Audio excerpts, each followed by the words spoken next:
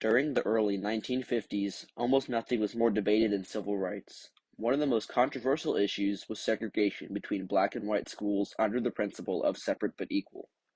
Despite this principle, the schools were not like this at all. Many black schools were overcrowded, lacked running water and functional electricity, and didn't have common facilities like a cafeteria, gym, or library. Also, they received only about half as much as per student funding than white schools did, meaning white schools were exponentially nicer than black ones. White schools also had better teachers, meaning that white children gained more educational options than blacks did, meaning that whites received more job opportunities than blacks. Thus being said, desegregation of schools needed to take place, as this unfair treatment has been going on for far too long. When Oliver Brown tried to sue the school board of Topeka, the United States would change for the better. The Brown versus the Board of Education cases were incredibly impactful and controversial, shattering the divide between white and black educational segregation. These cases were consolidated under Brown v. Board of Education. The 5 cases were filed in Kansas, South Carolina, Virginia, the District of Columbia, and Delaware. The first case I'll listed was Briggs v. Elliott. This case originated in 1950 in Clarendon County, South Carolina. This started when the president of Clarendon County School Board, R.W. Elliott, invaded their right of equal protection under the 14th Amendment by upholding the county's segregated education law.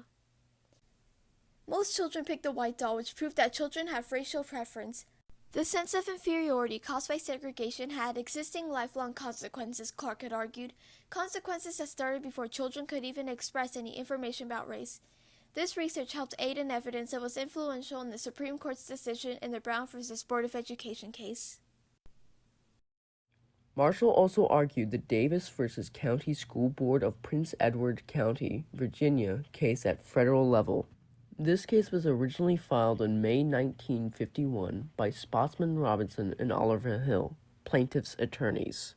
The Davis case argued that Virginia's segregated schools were unconstitutional because they violated the Equal Protection Clause of the 14th Amendment. Virginia's 3-judge panel ruled against 117 students who were identified as plaintiffs, like the Briggs case. The Davis versus County School Board case was combined with the Brown versus Board of Education case. The Brown versus Board of Education of Topeka was initially filed in February of 1951 by 3 Topeka lawyers and assisted by the NAACP's Robert Carter and Jack Greenberg. This case featured social science testimony on behalf of the plaintiffs. As the Briggs case, that segregation had a negative effect on the psychology of black children. The testimony did not stop the Topeka judges from ruling against the plaintiffs, but the evidence from this case found its way into the wording of Supreme Court's May 17, 1954 opinion eventually. The Bowling v. Sharp case was argued as a Fifth Amendment violation of due process because Washington, D.C. is a federal territory governed by Congress and not a state. The 14th Amendment only mentions states, so this case couldn't be argued as a violation of equal protection as the other cases were. When Gardner Bishop, a District of Columbia parent, unsuccessfully attempted to get 11 black students admitted to a newly made white junior high school, he and Consolidated Parents Group filed suit against the president of Board of Education of the District of Columbia, Melvin Sharp. Charles Hamilton Houston, the NAACP's special counsel and former dean of the Howard University School of Law, also mentored to Thurgood Marshall, took up the Bowling case. James Nabby Jr. replaced Houston as the original attorney, and by the time the case reached Supreme Court on appeal, George E. C. Hayes had been added as an attorney for the petitioners besides James Nabby Jr. According to the court, due to a decision in Plessy, the plaintiffs and others similarly situated had been deprived of the equal protection of the laws guaranteed by the 14th Amendment. Hence, segregation of America's public schools was unconstitutional. Belton versus Gebhardt were 2 cases that were nearly identical with Bola versus Gebhardt. They both originated in Delaware in 1952. One of the parents listed as plaintiffs, Ethel Belton, brought in Claremont, while Sarah Balazs brought suit in the town of Hawkinson, Delaware.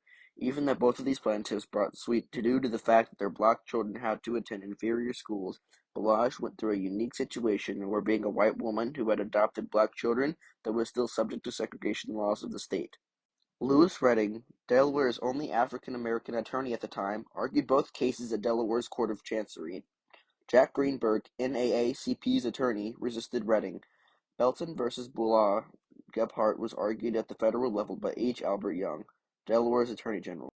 The Brown versus Board of Education cases caused a lot of controversy and chaos. In 1951, Farmville, Virginia, black students wanted segregation to be abolished, so much so that they went on strike to stop it.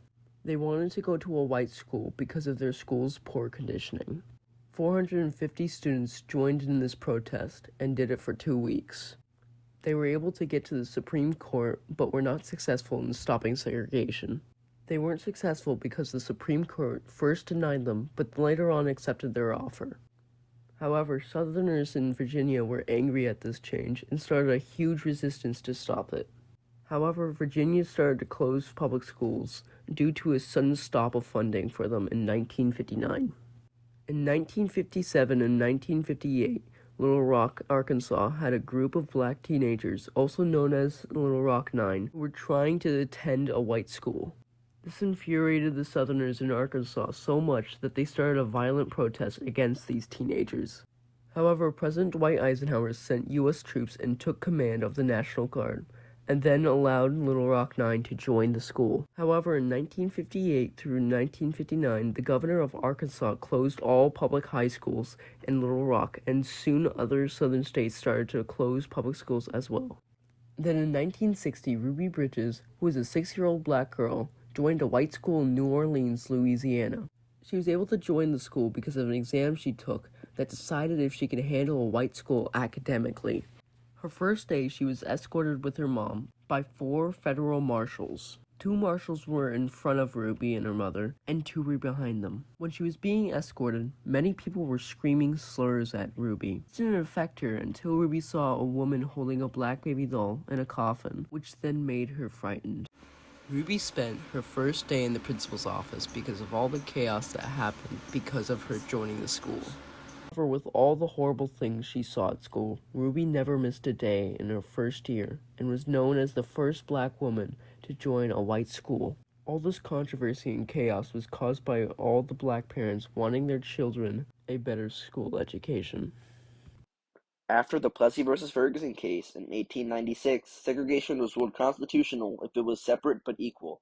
Unfortunately, most segregated schools were anything but equal after the ruling. It is known that in 1940, all black schools received only 45% of the funding that all white schools did, meaning that all black schools lacked basic needs such as gymnasiums, cafeterias, libraries, running water, and reliable electricity. This meant education for black Americans was very difficult and at times unbearable.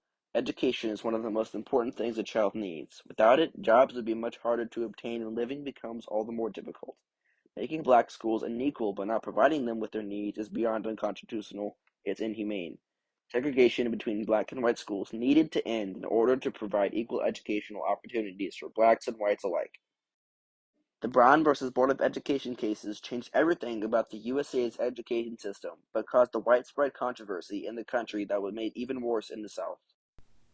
The 5 cases marked the end of a decades-long battle for racial equality, though they weren't the last. Even after this abolishment, not everyone agreed with desegregation, and it created a controversy that will still continue to this day. However, if those cases had never seen the light of day, we would not be the same America we are today.